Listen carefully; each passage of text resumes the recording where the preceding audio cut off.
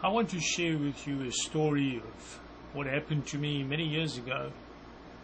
My first job was as a prison warder, and after I had gone through basic training, I ended up at the maximum security prison,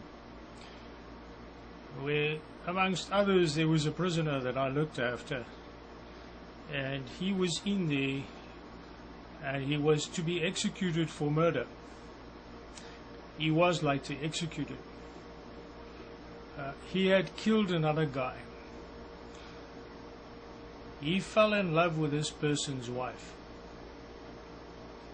Now this guy was not your typical murderer. He was a soft-spoken guy, very well kept. But his lust had got the hold of him. He met the other person's wife, and they got into an affair, and the end of it was that him and this person's wife conspired, and he shot this other guy while he was sleeping. It ended tragically. His lust had killed him, but it made such a vast impression on me, because actually this was a very nice guy, but he was caught by Satan. And that is how Satan catches us, when we allow lust to get a hold of us. And then that causes sin, which causes harm, which causes death. The wages of sin is death. And if we allow lust to get a hold of us, it will kill us. The desire of the eye takes us where we don't want to go. And in the end, we went further than we wanted to go, and we can't get back. I looked after this guy, and he spoke to me, and he told me that this woman was so irresistible. And eventually, she talked him into shooting her husband one night while he was asleep.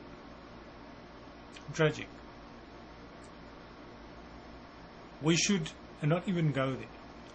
We should not even allow ourselves to be drawn into anything that can cause us to sin. We've got to run from it. The problem is we think that we're not going to get caught. We think it happens to other people. Until the trap closes on you, and you know, it's too late, I've been caught.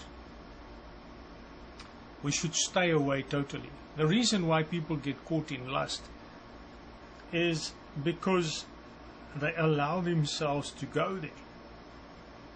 If you don't allow yourself to go there, you will not go there.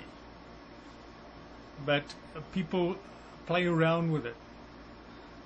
They go to the internet pages where they shouldn't go. They watch those movies they shouldn't watch. They watch the magazines, or they read the magazines, page through magazines. They let their eyes wander where they shouldn't. It's not only sexual. It's also other things. Buying stuff, getting yourself indebted to the extent where you kill yourself because you got lust. You got to have it. You just got to have it. You cannot live without it. And it burns you. And in the end you give in to sin, and then that sin kills you. In our time it's much more difficult because there are so many things that lure us, so many temptations. It's right in your house, it's right in front of you. You don't need to go out to look for it. You switch on your computer, and in the sidebar the temptation lurks. And the worst of all, you switch on the television and you've got no control, because it just keeps on rolling. The problem is we allow ourselves to go there. And once that lust has come into your eyes, it conceives, it starts growing inside of you. And then it starts working on you, and you build up a passion for it. And that drives you until you do what you didn't want to do. You indebt yourself much more than you wanted to. You commit sin that you didn't want to do.